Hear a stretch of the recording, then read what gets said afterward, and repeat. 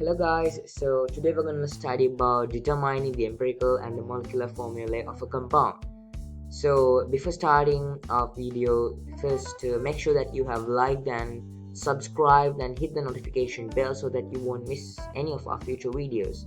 So let's move on. Now, first of all, we need to understand what is an empirical formula. The empirical formula shows the simplest number ratio of different types of atoms in a compound. Now we guys know that a compound is made up of elements, and elements are made up of a single type of atoms. And so a compound is made up of different elements, which means that they have different types and number of atoms. So you need to find the simplest number of ratio of those different types of atoms which are being consisting in that compound.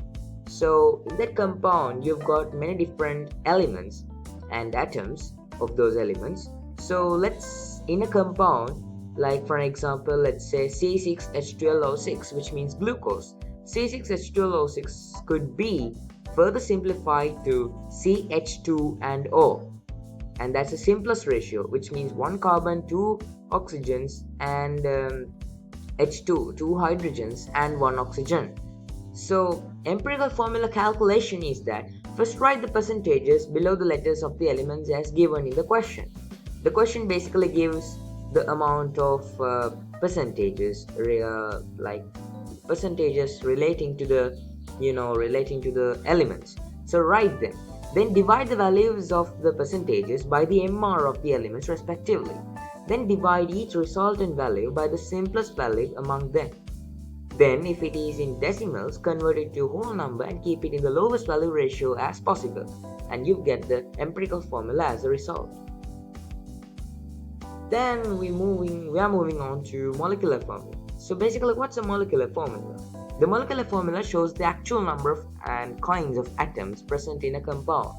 The molecular formula is the integral multiple of the empirical formula, which means like this. Molecular formula equals n into empirical formula, where n is an integer. As we get the empirical formula, we calculate its mass. And normally the mass of the molecular formula, that means the actual compound, is given, so that you divide the actual mass by the empirical mass, and you get an integer, and you multiply the empirical formula by that integer value, and that's the way to calculate a molecular formula. So my dear friends, like, share and subscribe, and hit the notification bell so that you won't miss any of our future videos. And that's the end for now. Bye guys. So see you later.